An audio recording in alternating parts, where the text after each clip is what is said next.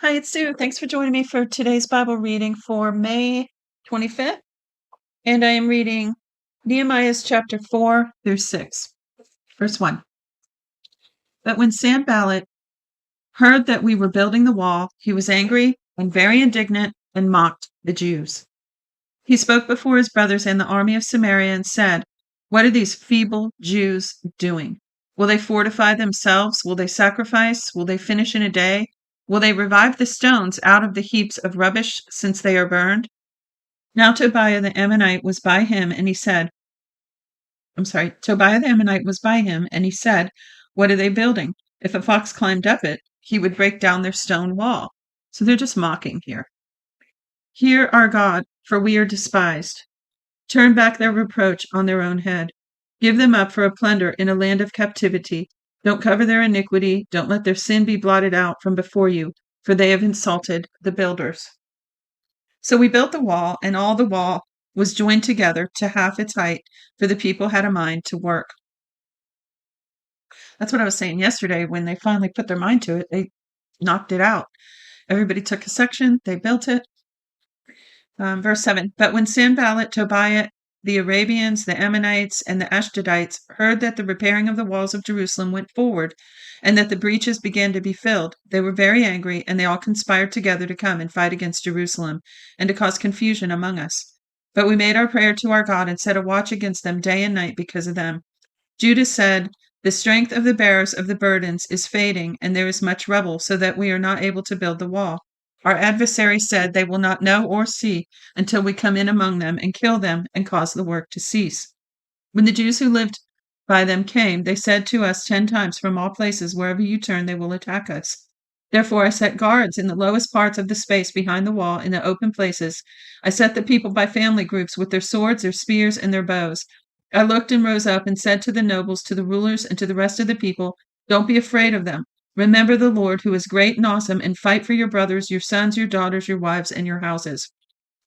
When our enemies heard that it was known to us, and God had brought their counsel to nothing, all of us returned to the wall, everyone to his work.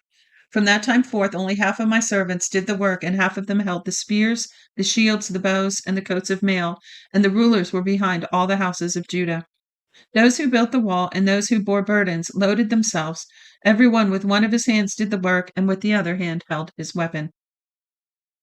Among the builders, every one wore his sword at his side, and so built. He who sounded the trumpet was by me. I said to the nobles and to the rulers and to the rest of the people, "The work is great and large, and we are separated on the wall, far from one another. Wherever you hear the sound of the trumpet, rally there to us. Our God will fight for us." So we did the work. Half of the people held the spears from the rising of the morning until the stars appeared. Likewise, at the same time, I said to the people, "Let everyone with his servant lodge within Jerusalem, that in the night they may be a guard to us, and may labor in the day."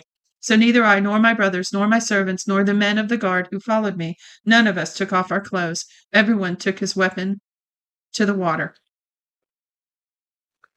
Then there arose a great cry of the people and of their wives against the brothers, the Jews. For there were some who said, "We, our sons, and our daughters are many. Let us get grain that we may eat and live." There were also some who said, "We are mortgaging our fields, our vineyards, and our houses. Let us get grain because of the famine." There were also some who said, "We have borrowed money for the king's tribute, using our fields and vineyards as collateral. Yet now our flesh is as the flesh of our brothers, our children as their children. Behold, we bring our sons and our daughters into bondage to be servants, and some of our daughters have been brought into bondage. It is also not in our power to help it, because other men have our fields and our vineyards." I was very angry when I heard their cry in these words. Then I consulted with myself. That's funny. I consulted with myself. I have to stop on that. That's so funny. I consult with myself routinely. And contended with the nobles and the rulers, and said to them, "You exact usury, every one of his brother." I held a great assembly against them, and I said to them, "We, after our ability, have redeemed our brothers the Jews, that were sold to the nations. And would you even sell your brothers, and should they be sold to us?" Then they held their peace and found not a word to say. Also I said, "The thing that you do is not good. Shouldn't you walk in the fear of our God because of the reproach of the nations, our enemies? I likewise, my brothers and my servants, lend them money and grain. Please let us stop this usury." That's lending with interest. Verse 11. Please restore them even today, their fields, their vineyards, their olive groves, and their houses, also the 100th part of the money and the grain and the new wine and the oil that you are charging them. Then they said, We will restore them and will require nothing of them. We will do so, even as you say.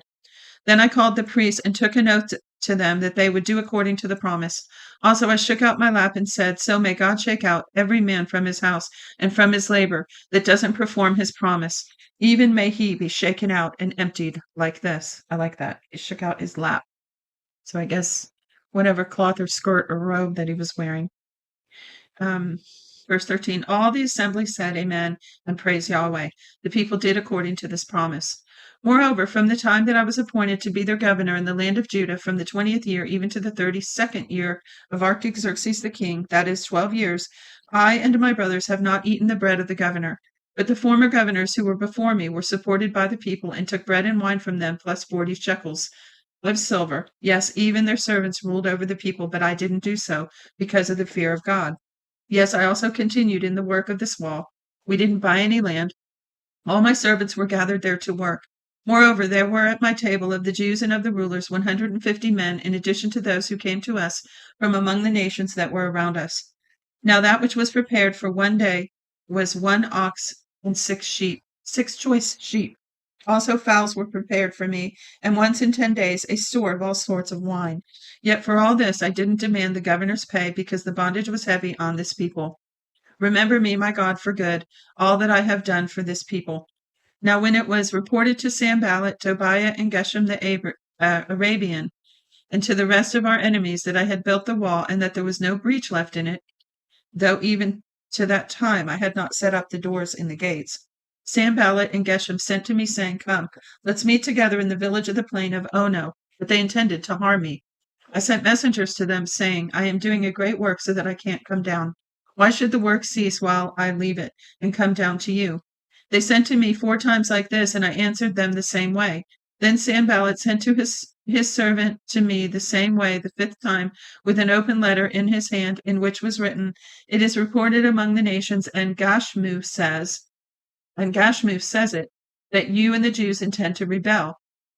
Well, if Gashmu says it, then it must be true, right? It's kind of like if Google says it. So he says, if Gashmu says that you intend to rebel, because of that you are building the wall. You would be their king according to these words. You also have appointed prophets to proclaim to you at Jerusalem, saying, There is a king in Judah. Now it will be reported to the king according to these words. Come now, therefore, and let's take counsel together. So what's happening there? Just on a brief perusal, he's trying to manipulate him, and he's threatening to make a false accusation against him, spreading gossip and rumors that aren't true, right? Or Gashmu is. Anyway, verse 8. Then I sent to him, saying, There are no such things done as you say, but you imagine them out of your own heart. For they all would have made us afraid, saying, Their hands will be weakened from the work that it not be done, but now strengthen my hands. I went to the house of Shemaiah, the son of Deliah, the son of Mehetabel, who was shut in at his home, and said, Let us meet together in God's house within the temple, and let us shut the doors of the temple, for they will come to kill you. Yes, in the night they will come to kill you.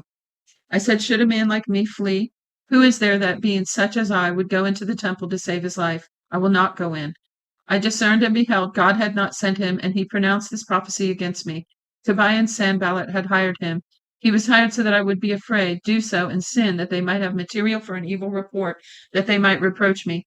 Remember, my God, Tobiah and Sanballat, according to these their works, and also their prophetess Noadiah, and the rest of the prophets that would have put me in fear. So the wall was finished in the 25th day of Elul, in the 52 days. When all our enemies heard of it, all the nations that were around us were afraid, and they lost their confidence, for they perceived that this work was done by our God. Moreover, in the days of the nobles of Judah